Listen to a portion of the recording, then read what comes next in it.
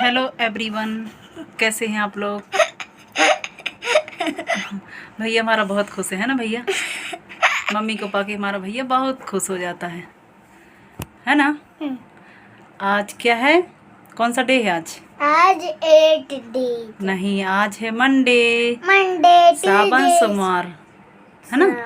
तो सावन सोमवार की आप सभी को बहुत सारी ढेर सारी शुभकामनाएं, है ना भैया। भगवान भोलेनाथ हमारे साथ साथ हमारे भैया का भला करे है ना भैया। और आप सभी का भला करे, हम सभी की भलाई अच्छाई की मनोकामना करते हैं सोमवार को भोलेनाथ से। तो फ्रेंड्स, आज हम आपको बताना चाहते हैं कि लगभग शाम हो चुकी है ना। और आज हमने अपने बच्चों को स्कूल में थोड़ा सा कबड्डी मैच करवाया, 11th क्लास का और 10th क्लास का, है ना भैया। तुम लोगों को क्या पता, हमने आज अपने स्कूल में करवाया है कबड्डी मैच। उसको आज आप लोग को दिखाते हैं। थोड़ा सा, ज़्यादा वीडियो तो नहीं बनाई हमने, थोड़ी सी वीडियो बनाई है। लास्ट टाइम में जो स्पोर्ट का पीरियड रहता है उसमें हमारे बच्चों ने आज खेला है कबड्डी। तो दिखाते हैं आपको कैसे उन्होंने कबड्डी खेला।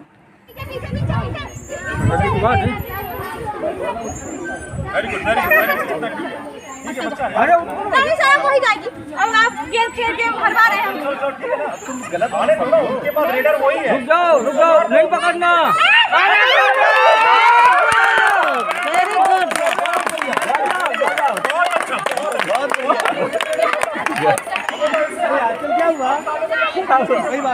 कोई बात नहीं, अच्छा खेल रहे हो। अब दिलेरी से मारो। चल आगे चलो। बहुत डरना नहीं आना अभी। डरना नहीं है। ये खतरनाक है। रुक जाओ। बैठ जाओ।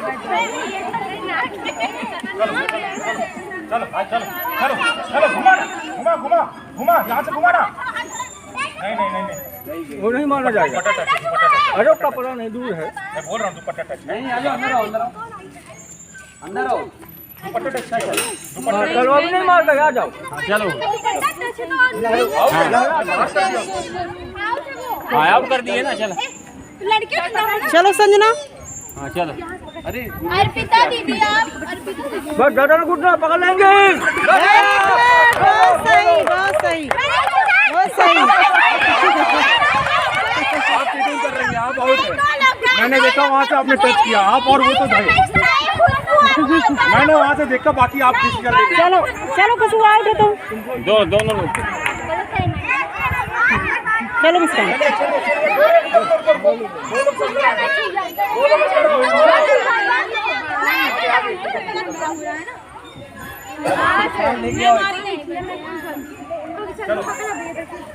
घुमा यहाँ से, घुमा। फ्रेंड्स, बताइएगा कैसा लगा हमारे बच्चों का कबड्डी का मैच, है ना। हमारे बच्चों का अच्छे प्यारे कमेंट करके उनका उत्साहवर्धन ज़रूर कीजिएगा। और इस तरह हम लोग करवाते रहते हैं बच्चों को। कभी खो खो है, कभी वॉलीबॉल है, कभी क्या बोलते हैं, चिड़िया बल्ला है। ये सब गेम्स हम लोग करवाते रहते हैं। और इसके बाद हमारी आती है बारी आप लोगों को एक बहुत ही इंस्पायरिंग कविता टाइप में एक बहुत ही अच्छी, मतलब भाव विभोर कर देने वाली एक स्टोरी सुनाते हैं आपको।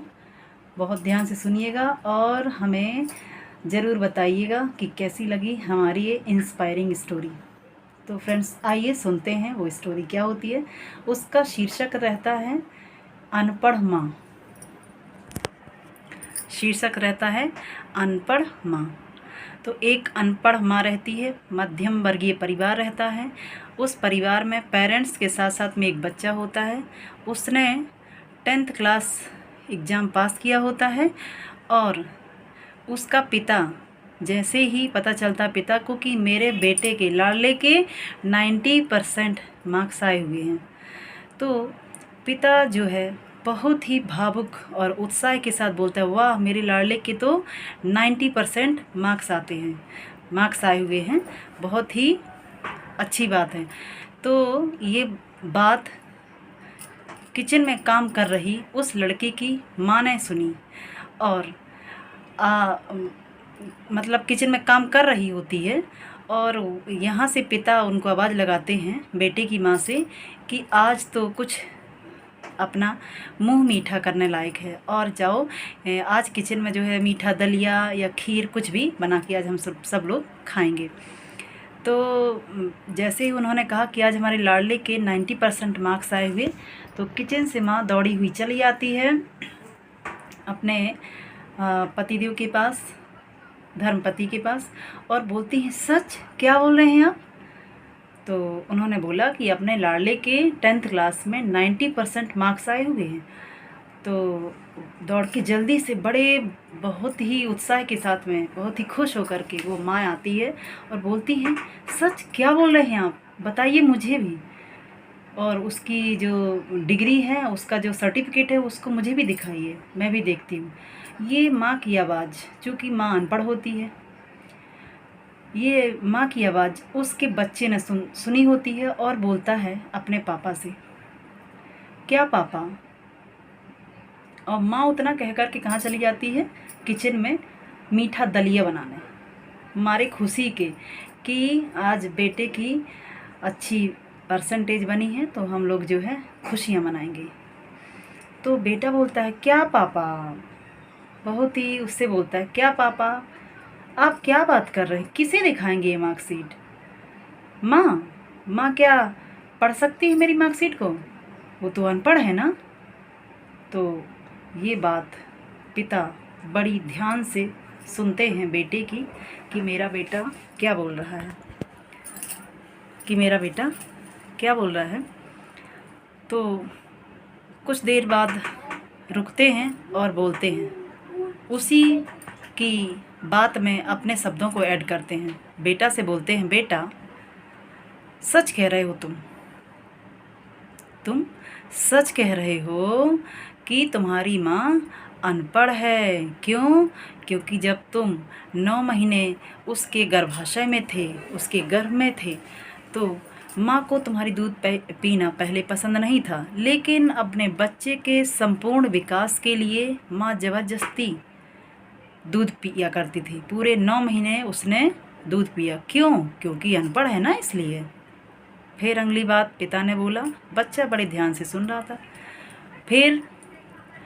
फिर बोलते हैं अगली बात कि जब तुम बड़े हुए, थोड़ा सा पढ़ाई लिखाई करने के लिए तुमको स्कूल जाना पड़ता था, तो माँ तुम्हारी क्या करती थी? जल्दी उठ कर के तुमको टिफ़िन तैयार करती थी, तुम्हारे लिए नाश्ता बनाती थी और स्वयं आराम नहीं कर पाती थी। क्यों? क्योंकि अनपढ़ है ना, इसलिए।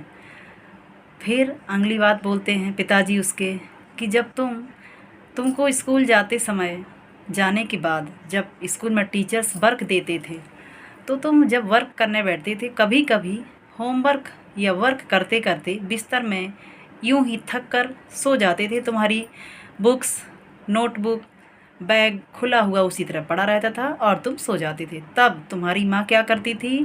तुम्हारे बेड पर आती थी और तुम्हारी बुक्स को बढ़िया सिस्टमेटिक बैग में पैक करती थी, बैग बंद करती थी और तुमको ठीक से लिटा देती थी और ऊपर से ओढ़नी उड़ा देती थी। क्यों? क्योंकि तुम्हारी माँ अनपढ़ थी ना, इसलिए। बेटा बड़ी ही गौर से सुन रहा होता है।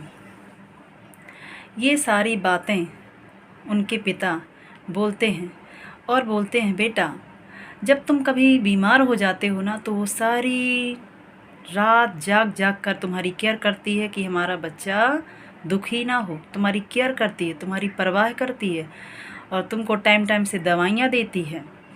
तो इस तरह से पिता की बातों को सुन कर के बेटा भावुक हो जाता है और रोते हुए जाता है अपनी माँ के पास।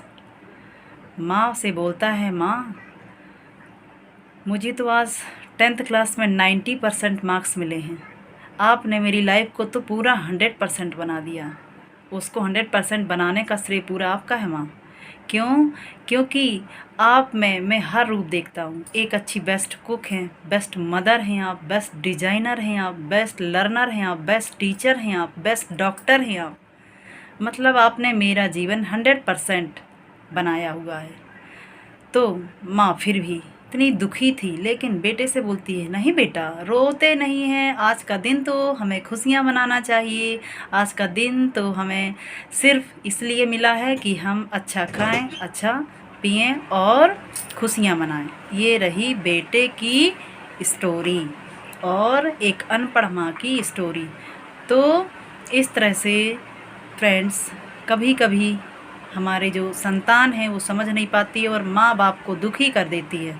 तो देखिए, ये होती है माँ। एक अनपढ़ माँ भी अपने बच्चे के लिए तो हर रूप में आ सकती है और बच्चे को जीवन दे सकती है। बच्चे का संपूर्ण विकास करने के लिए बिल्कुल हर रोल अदा करती है। तो इस तरह से इस स्टोरी के माध्यम से हमने आप सभी को ये समर्पण किया। किसके लिए? आप सभी माताओं को जो माँ का रोल कर रही हैं, उनके लिए हमारी ये स्टोरी समर्पित है, डेडिकेटेड है। और हमें इस तरह से अच्छी माँ का रोल करना है और बच्चे भी अच्छे औलाद, अच्छी संतान होने का फ़र्ज़ अदा करें। तो ये थी हमारी आज की ब्लॉग वीडियो फ्रेंड्स। कैसी लगी हमको कमेंट करके ज़रूर बताएं और हमें मोटिवेट करें और सपोर्ट करें और हमें आगे बढ़ाने में थोड़ा सा आप लोग हेल्प ज़रूर करें। मिलते हैं नेक्स्ट ब्लॉग में। श्री राधे राधे, हर हर महादेव, जय भोलेनाथ की।